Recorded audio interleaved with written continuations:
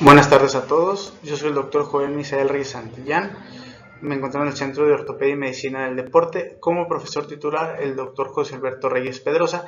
El día de hoy vamos a hablar sobre la tendinitis distal del bíceps femoral.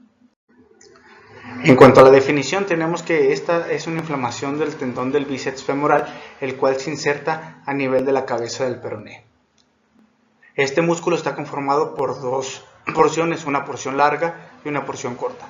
La porción larga se origina en la tuberosidad isquiática y en el ligamento sacrotuberoso y se inserta en la cabeza del peroné. La porción corta se origina a nivel de la línea áspera del fémur y en la línea supracondyle lateral y también se inserta en la cabeza del peroné. Las funciones de este músculo son la flexión de la rodilla, la rotación externa de la extremidad y mantener la estabilidad pélvica. Como incidencia de esta patología, tenemos que es entre el 8 y el 25% más común en personas deportistas. En cuanto a los factores de riesgo, se han identificado que las actividades de repetición, como lo pueden ser actividades con cambio brusco de dirección, fútbol, básquetbol, personas corredoras, el músculo tenga que aumentar su potencial de acción para realizar la actividad, lo cual lo predispone a lesionarse. Tenemos las alteraciones lumbopélvicas, como lo pueden ser la hiperlordosis, la basculación de la pelvis hacia anterior y lesiones degenerativas en L5, S1, nos generan que el músculo tenga un cambio biomecánico, teniendo que compensar las alteraciones que se dan en la zona lumbopélvica para generar una estabilización de la pelvis. Referente a la poca flexibilidad, aquí se han implicado los músculos flexores de la cadera, ya que una debilidad de estos y una poca flexibilidad de los mismos nos genera que este músculo tenga que aumentar su potencial de acción en la fase de prebalanceo para tener una mayor propulsión de la extremidad. Referente a la fatiga muscular, el músculo utiliza sus fuentes de glucógeno hasta agotarlas, lo cual nos genera una disminución en la comunicación neuromuscular y una deficiente contracción muscular. En la edad influye en cambios degenerativos, ya que el tendón tiene una capacidad disminuida de regeneración. En cuanto al peso, un aumento en las cargas nos va a generar un cambio en la estabilidad pélvica, nos va a generar cambios biomecánicos en la función de este músculo, lo cual se va a ver reflejado como lesiones recurrentes a nivel del tendón. Y en cuanto a una lesión previa, en este tipo de antecedentes ya se cuenta con un tejido que está cicatrizado, un tejido menos elástico y un tejido con una capacidad de regeneración más lenta a un tejido sano. En este estudio de revisión se identificó que el músculo de los isquiotibiales que más se lesiona es el bíceps femoral, teniendo un 86% de prevalencia en los casos. También se tomó a la edad como un factor intrínseco para presentar esta patología, ya que en personas mayores de 23 años presentaban una incidencia de 1.3 a 3.9 veces más de riesgo, mientras que personas mayores de 25 años presentaban un aumento en esta incidencia de 2.8 a 4.4 veces más. Se mostró también que personas mayores de 30 años aumentaban el 30% de presentar esta lesión. Mencionan que personas con un índice de masa corporal mayor a 25 aumenta el riesgo 2.5 veces más en comparación con aquellos que tienen un índice de masa corporal menor. En cuanto al diagnóstico, esto lo vamos a lograr haciendo una historia clínica enfocada en los factores de riesgo, una exploración física y apoyarnos con estudios de imagen como lo son el ultrasonido y la resonancia. En cuanto a la exploración física, vamos a iniciar hablando de la movilidad, tanto en sus movimientos activos y pasivos. El paciente nos puede referir dolor al estirarse con las caderas flexionadas y las rodillas extendidas, nos puede mencionar dolor a la flexión de la rodilla, nos puede generar también resistencia o dolor al movimiento de ir nosotros haciendo los ángulos de movimiento de la cadera y de la rodilla. Vamos a palpar también la zona de la inserción del tendón, la cual nos va a despertar dolor y también le va a despertar incomodidad al paciente. Como pruebas que tenemos que realizar en la exploración física, tenemos la prueba de Puranen-Orava, en el cual el talón del paciente se coloca sobre una superficie elevada y el paciente toca los dedos de sus pies o intenta tocar los dedos de sus pies. Si al momento de realizar esta acción el paciente nos refiere dolor a nivel de la cabeza del peroné o en la parte posterior del muslo, nos va a arrojar una prueba positiva.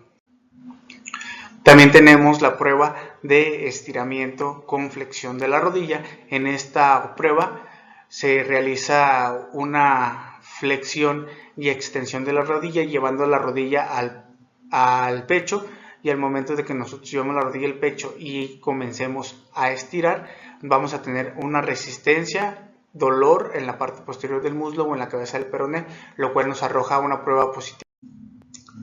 Tenemos la prueba de Krull de los isquiotibiales con resistencia. En esta el paciente se coloca en decúbito prono y le vamos a pedir que flexione la rodilla. Al momento de que el paciente vaya a flexionar la rodilla, nosotros vamos a generar una resistencia para limitar la parte de la flexión, lo cual nos va a generar dolor a nivel de la parte posterior del muslo y nos puede generar dolor a nivel de la cabeza del peroné.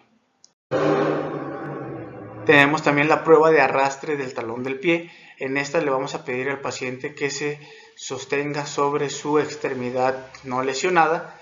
Le vamos a pedir que realice una sentadilla y con la pierna lesionada vamos a pedirle que coloque el talón en la superficie y realice un arrastre. Una vez que haga esto, el paciente puede referir dolor en la parte posterior del muslo, lo cual nos indica que la prueba es positiva. Tenemos la prueba de la tabla. En esta prueba vamos a poner al paciente en decúbito supino, le vamos a pedir que se levante sobre sus codos y que levante la pierna no lesionada. Después le vamos a pedir que extienda la cadera del lado lesionado para tratar de elevar la pelvis y nos va a despertar un dolor en la parte posterior del muslo. En cuanto a los estudios de imagen, tenemos como estudios de apoyo al ultrasonido. Este se utiliza de primera instancia. Tenemos que aquí podemos encontrar datos de entesitis, engrosamiento del tendón, degeneración peritendón, líquido libre, discontinuidad de las fibras tendinosas, y si se utiliza la parte doble podemos ver una hipovascularización o una hipervascularización. En cuanto a la resonancia magnética, este no es un estudio que se utilice de primera elección, es un estudio más reservado para lesiones crónicas. Cuando pedimos este estudio podemos encontrar cambios en la morfología del tendón, edema óseo a nivel de su inserción, entesitis, datos de edema peritendón, tendinosis, fibrosis y en algunos casos atrapamiento nervioso, ya que el nervio peroneo pasa cerca de la inserción del bíceps femoral. Podemos también observar en este corte sagital en una secuencia T1 donde está la inserción del tendón y cómo es la cercanía del nervio peroneo. También en los diferentes cortes, tanto axiales, coronales y sagitales que se ven en esta diapositiva, se circuló la inserción o la localización del tendón, y se recomienda que se evalúe este tendón en una secuencia T2 para tener una mejor evaluación de las lesiones. En estos tres estudios se realizó una comparación entre el uso de ultrasonido y resonancia magnética en lesiones musculoesqueléticas. Estos tres estudios arrojaron una sensibilidad promedio del ultrasonido del 87 al 97% y de la resonancia magnética del 70 al 73%, teniendo los dos estudios con una especificidad de entre el 82 al 86%. También se reveló que el ultrasonido presentaba una exactitud de entre el 83 al 86% y comparado con la resonancia, que era del 70 al 76%. Se mencionó que la resonancia es más útil para lesiones crónicas y el ultrasonido es para lesiones agudas. También se comparó que el ultrasonido es un estudio que se puede realizar de manera más oportuna en comparación con la resonancia, ya que es un estudio de fácil transportación y de menor costo en comparación con la resonancia, ya que el ultrasonido es un estudio dinámico, se puede ver mejor las lesiones tendinosas de manera aguda en comparación con la resonancia, que es un estudio dinámico. En cuanto al tratamiento, el tratamiento de primera elección es un tratamiento conservador, el cual va a estar enfocado en los AINES y en la fisioterapia.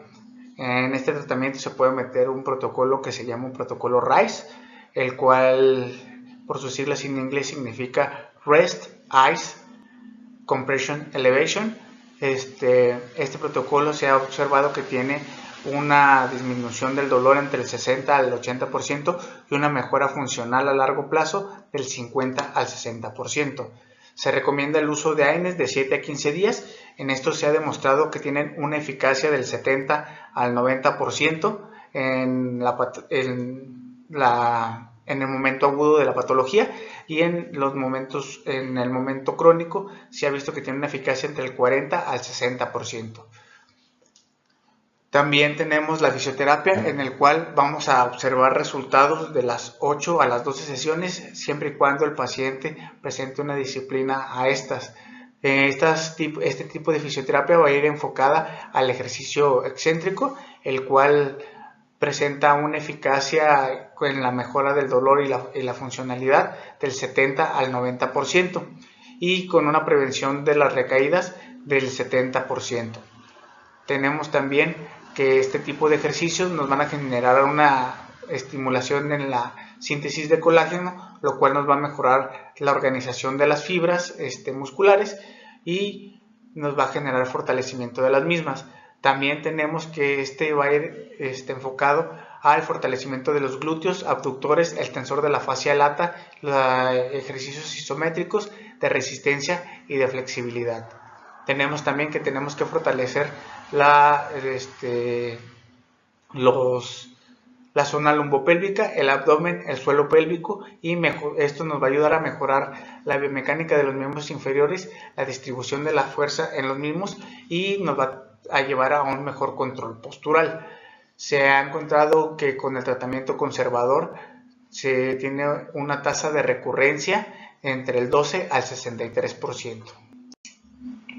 En cuanto a las infiltraciones, este tratamiento se reserva una vez que la terapia conservadora no haya tenido un efecto satisfactorio o en recaídas de la enfermedad. Se recomienda realizar la infiltración con corticosteroides, como lo pueden ser el acetato de metilprednisolona y el acetato sódico de betametasona, así como plasma rico en plaquetas. En este estudio se hizo una comparación entre el uso de PRP y corticosteroides en el uso de tendinopatías crónicas, en el cual se observó que el PRP de manera inicial no es tan eficaz, pero tiene una mayor durabilidad y tiene una mejoría sostenida del dolor en comparación con los corticosteroides. También se observó que presenta una reparación tisular mayor conforme va pasando su efecto, y tiene un menor riesgo de daño estructural al tendón. También se recomienda para tendinopatías crónicas, ya que se ha observado una mejoría del dolor a los 3 meses. También se identificó que se presentó una disminución de 3.58 puntos contra 1.65 puntos en la escala del dolor analógico en comparación con los corticosteroides. En el estudio mencionaba que los corticosteroides se recomiendan en la patología aguda, tienen resultados similares a los del PRP a los 2 meses, pero estos tienen un mayor riesgo de atrofia del tendón y un aumento de la degeneración tendinosa. Continuando con el análisis del artículo, se realizó esta tabla donde se tomaron como parámetros el alivio inicial de los síntomas en menor de un mes, a mediano plazo de 3 a 6 meses, a largo plazo mayor de 6 meses, la seguridad, el costo y la logística entre los corticosteroides y el plasma rico en plaquetas. En cuanto al alivio de los síntomas igual o menor al mes, los corticosteroides tenían un efecto rápido y efectivo sobre el alivio de los síntomas en comparación con el PRP, el cual era eficaz en el alivio de los síntomas, pero tenía un mejor efecto a largo plazo.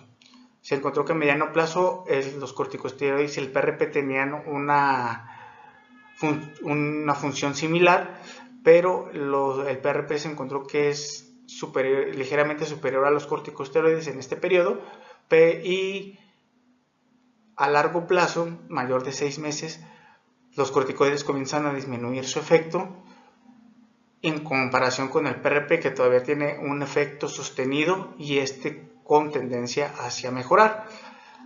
En cuanto a la seguridad, el uso de corticosteroides nos puede generar un mayor riesgo de atrofia tendinosa, riesgo de ruptura y aumento en la degeneración tendinosa. En cuanto al PRP, nos va a promover la reparación tisular, nos va a ayudar también a la estimulación de la angiogénesis, a la síntesis de colágeno, a regular la síntesis de matriz extracelular, favorecer la regeneración, diferenciación celular, estimular la producción de colágeno tipo 1 y tipo 3. También nos va a ayudar con la reparación epitelial, la cicatrización y la remodelación tisular, además de que va a tener un efecto antiinflamatorio, ya que también interfiere en la interleucina 1. Aquí sí pueden ver los factores de crecimiento en los cuales actúa el PRP. En cuanto al costo y la logística, los corticoides son de menor costos y son más accesibles en comparación del plasma rico en plaquetas, el cual es más caro y depende de la preparación de este. En cuanto a las conclusiones, tendremos que el bíceps femoral forma parte de los isquiotibiales y es uno de los músculos que más se lesionan.